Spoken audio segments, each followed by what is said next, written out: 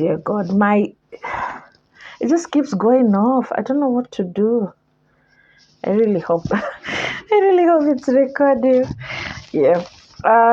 That's I never have issues with internet. Just today. I just make sure. I think I'm still live. If you're here and you join me, just let me know in the comments if you're able to hear me and see me. Okay. Yeah. So we're gonna focus on the first pillar, which is income. Okay. So it's very important. That's the foundation of your strategy is mindset. Before we talk about income, you really have to have, I'm not a mindset coach, but I know how important it is for you to have the right mindset to get results. So if you're here and you're fearful of sales and you're fearful of pricing and you're fearful of getting in front of the camera and talking to people and you're fearful of telling people about your service and how amazing it is, you need to work on that. For the strategy to work, you really need to be confident in your offer, confident in your pricing. We're going to talk about your offer, confident that I have this amazing gift that God has given me and it is my duty, my responsibility to help others and to be paid, to be rewarded for this exchange of energy.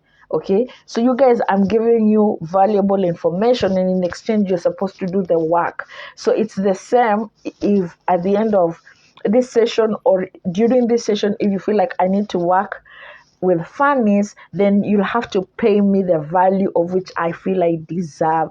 So a lot of times why we don't succeed is really we're not on the right mindset. We have certain blockages, different things in our lives bring those blockages. Maybe we failed before, maybe we were told by someone we love, like our moms, that we are not worthy. Maybe we've gotten many no's and we feel like, oh my God, the yes is never gonna come. It's different issues for different people, but you really need to work on those issues and work on them continuously to be able to overcome them so that you can manage your marketing. So if, for example, after this we talk about the pricing and I'm like, you're supposed to price your offer at $5,000 and you're like, oh my God, that is too much money. It's not really about the money. It's your mind that cannot fathom that is the value of what your offer is. So there are so many mindset coaches just here on Facebook, or even if you Google, there's so many free information. I would start working on that. Like for me, my issue was money. Growing up, we didn't have discussions with money. There were not many entrepreneurs in my circle, in my family where I grew up that I knew personally, that I could see, their daily lives and how they were doing the entrepreneurship. For me to have that deep desire to be like, this is what I want to do. Most of the time it's just, work hard, get a degree and get a job. And I didn't realize that my personality is not for employment until so much later in life. So I started as an entrepreneur at 22, and then like 15 years later, I got sick. I had a stroke and I lost everything. And I had to start afresh, and there was so much doubt. And I was like, I really need to look for employment. And I tried it. I've tried employment probably 3 or 4 times in my life, and I've never been employed for more than a year. And I'd started thinking that I was the issue, like there's a problem with me, until I worked with a mindset coach who told me your personality is not for employment. You're a leader, you have so many ideas, you want to implement so many things, you are very clear on what the outcome should be. So you kind of like want to lead the pack rather than follow. Not that following is bad. I'm not hating on 9-to-5ers. My mom is a teacher, was a teacher. She's retired, of course. And everybody has different gifts. So and when I was in an entrepreneur before I had a business coach, I couldn't charge what I feel I deserved. So I would try and overcompensate, do much more than I was being paid for, not including some services in the invoice because I don't want to scare the client. When the client would say, how much are you charging? I would start sweating. My hands would be wet and I would start having butterflies because I would be like, oh my God, what am I going to say? What if I say this amount and then they don't come? I was in this scarcity mindset, and I didn't understand abundance. I didn't understand that there's something for everyone. I didn't understand that it's okay for me to get a no. It will just lead me. The objections, once I get them out of the way, I'm going to get to my yes. Yeah. And it really backfired on me because the clients I had in my business, I was so loyal to them and I was so blind that in my mind, they betrayed me, but they didn't. They just chose other routes. But I felt, because when I would start with them, they would probably be at like it's not my biggest client, my second biggest client. When I started with, I'm not understanding you guys why my internet is okay.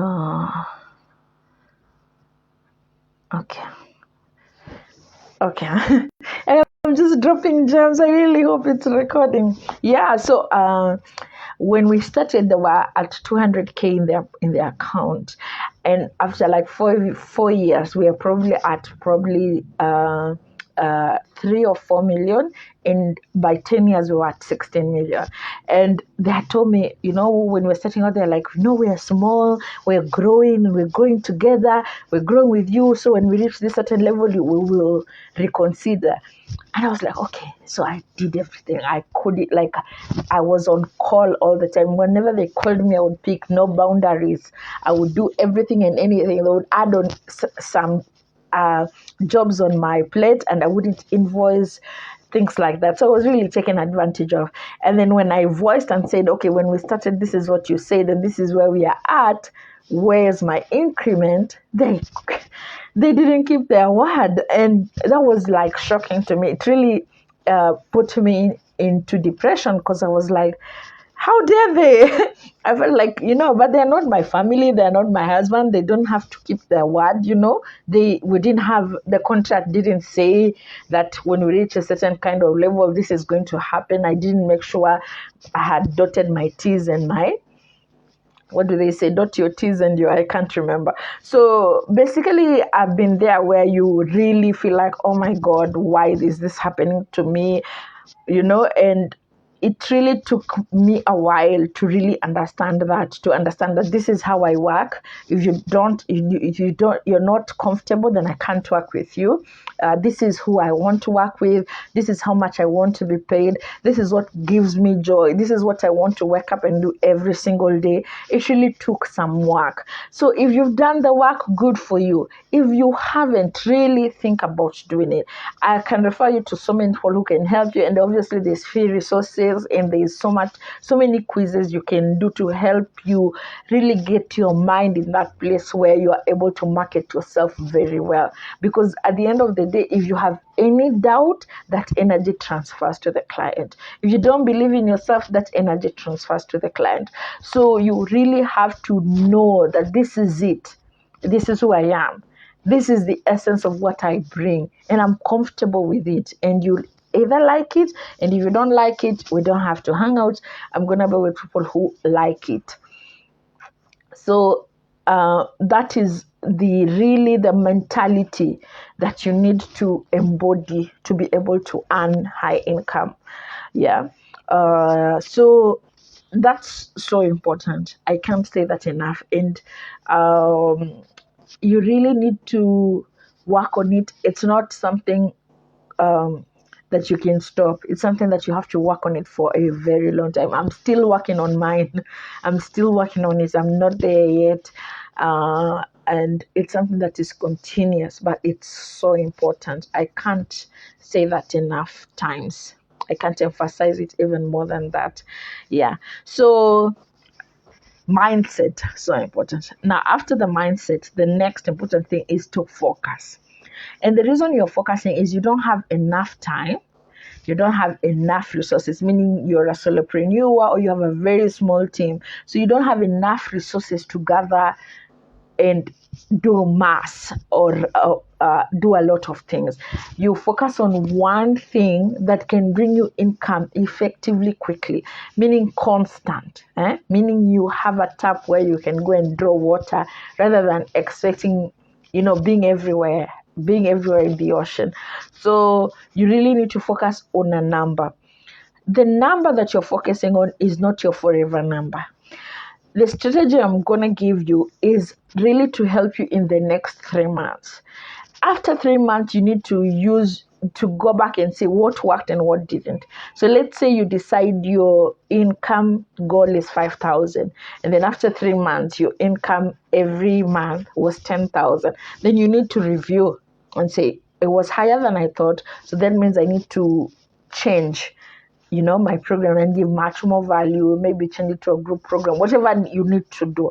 So nothing is static, but you really need to focus on one thing for at least 90 days.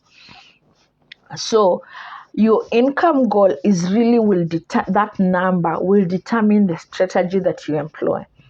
So for example, if your income goal is $5,000, then how much value, perceived value, like your ideal clients, how much do they perceive that is so valuable that they're willing to pay? Because whatever you're giving them at 5,000, they perceive it to be worth $1 million.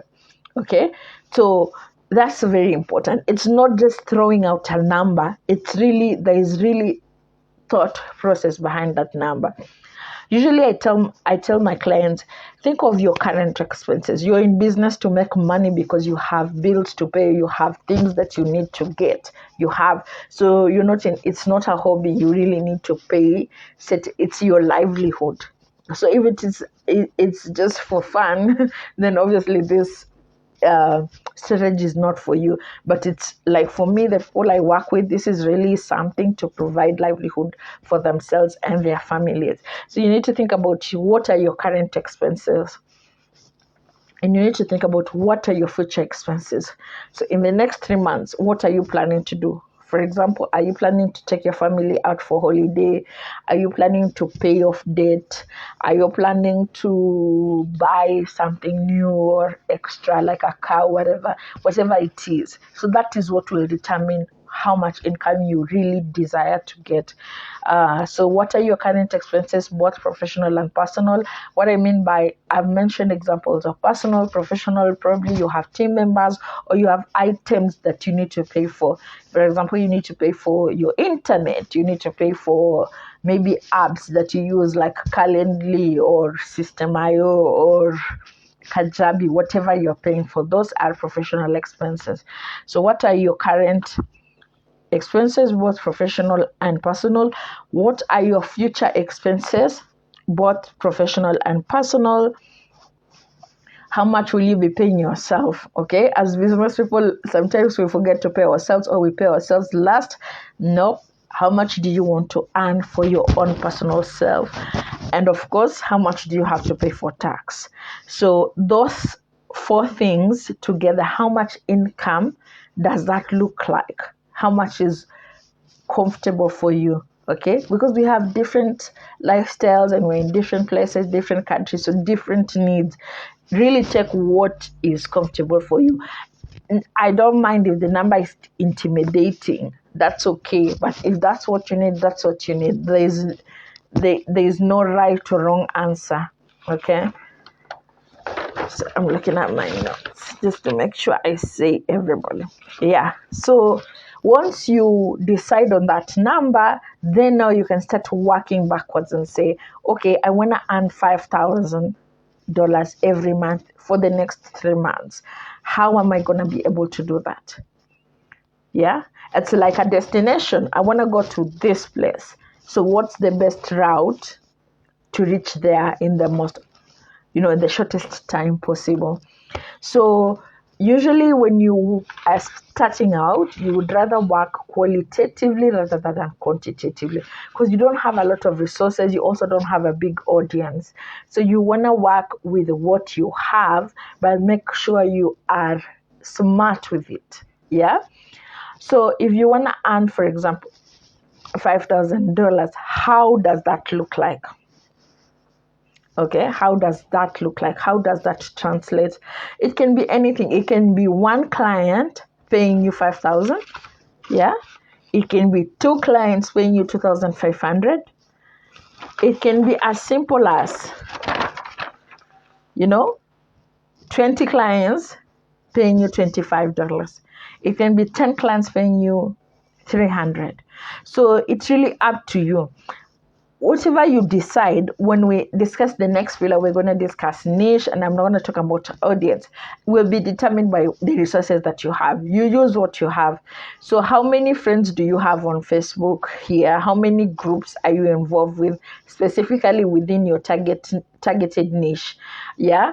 Like, for example, I have 7,000 followers on LinkedIn, but I don't get a lot of clients from LinkedIn as compared to Facebook. I'm trying to change that because all the coaches are telling me LinkedIn is where the serious clients are at, but I haven't gotten a good strategy for LinkedIn to get clients. So even though I have 7,000 followers, I'm still getting a trickle of clients as compared to Facebook, where I have less than 5,000 followers. So how many people are in your audience who are willing and eager to pay you? Yeah. How many people are on your email list?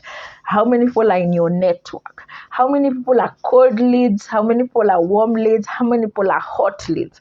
Cold leads are people who they don't even know what you do. Warm leads, they know what you do. You've had conversations. They're interested. Hot leads, they want to pay you. They're talking about paying you and working with you. So that will determine how much you break it down to. So if you don't have people in your audience who can afford 5,000, there is no need to charge 5,000. Yeah, start with where you are at and what you have. So I'll give you an example. I had a client, he's a web designer, and when he came to me, he was charging customized websites depending on the client needs. So the client would come and say what they would like, and then he would create an invoice specific to that job. But he wasn't getting the clients that he really liked, and his issue was that he was in deep debt and he really wanted to get rid of that. So he told me, Fennis, can people really pay a lot of money for website design? And I said, it depends. What are they getting? What is the value that they're getting back for the website? If it's a small business who just wants to sell a few things, maybe they don't value the website, they don't need the website. But if it is a company who maybe are in the finance sector and a secure website is important, then they're willing to pay top money for that website. It really depends with who and what they need the website for. And so I asked him, what is the highest price you've ever charged for a website? And he told me, I can't remember the amount, but really it was 6 figures.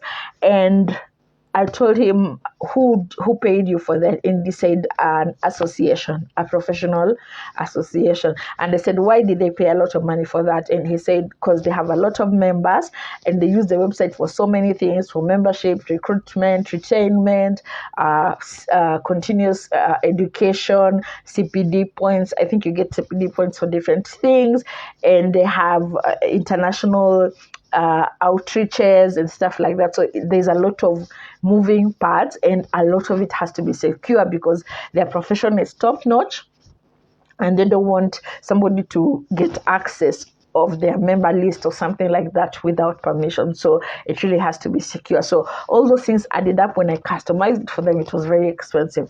And I asked him how many other associations are similar to that association, and he could only think of like 3 or 4. But when we did research, we probably got about 12. And I said, approach each and every one of them. And actually, when he approached the next one, they were actually hiring someone from abroad because they didn't believe they could get what they needed locally, because they were willing to pay enough money from someone from another country to be able to get what they needed. And so he gave them the offer, and he told them what he had done and what he can do, and he added extra things, and he got a website design for 5,000. So it really depends with the need of the client and what they're willing to pay, how they perceive the value of what your offer is. So he now can actually sell to one client a month, because design is not limited to country. So he can sell website a month and get $5,000. So think about it. What does your client perceive? Who is this person in your industry who values what you offer the most? Probably maybe people don't value hiring a housekeeper, and you were thinking, oh, people will not pay a lot of money for housekeeping because they can do it themselves. But a busy executive who maybe uses their house for functions, for work functions, would pay top-notch money for their house to look sparkling clean every other month and pay 6 figures rather than have the house looking, how it looks, and then hire a company to do that. It really just depends with who you're talking to. Like they say, a water bottle in a shop and a water bottle in the air have different prices, but all of them are water. So another client of mine is an interior designer. So when we came, she was doing a lot of interior design, different things for houses, for shops, for offices. She was all over the place. And then we niched it down to interior design for modular boats for events. So when people are having expos, she'll design a custom boat for them, and she charges $2,500 minimum. And that was her goal for 5,000. So she only needs 2 clients for modular boats. And when she got one client, they gave her their calendar for events for the year, and they have probably 12 events for the year. So all she has to do is to just invoice them for the year and know, okay, in September they're doing this event in this place, I have to have these, and she's done. So it looks, in the beginning, before you do it, it looks like this mountainous thing, but it's really simple. So think about, in your industry, you have the whole week to think about it. Which people are paying top notch for your service? Which kind of people? Think about them, and think about some of them that are already in your audience, that you already have had conversations with. Maybe you've commented on their post, or you've had interactions on Messenger, or you know them personally. Yeah. And then so start thinking about who can afford that amount, who needs it desperately, and then figure out if the amount of money, the income you desire, and let me know how many clients you would need to be able to get those that amount of money. Remember, we're talking about 4 to 7 clients. So even one client, it's okay. Let me say 1 to 7. So if it's more than 7, then you're doing it wrong, because that's the only way it can work with this strategy. Yeah. So hopefully it recorded everything. Hopefully you can, if you're live, thanks for joining. If you're on the replay, #replay, let me know what stood out for you. And your homework, which I'm going to put obviously in another post, is to tell me how you're going to break down your income. So the post is going to be like, this is the income that I want to earn for the next 3 months, and I can get that income from 4 clients. You don't have to freak out. It's not, the number is not cemented. As we continue, you can always change it, but it's good to have that number in mind as we proceed. Next week on Tuesday, we're going to talk about the who.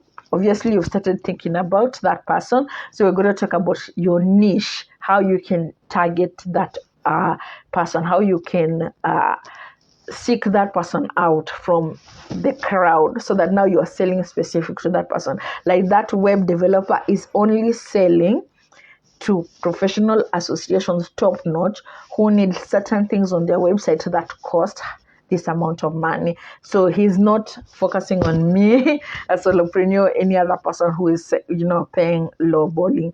Not lowballing, but a low amount of money. So I know this was helpful. Let me know if you have any questions.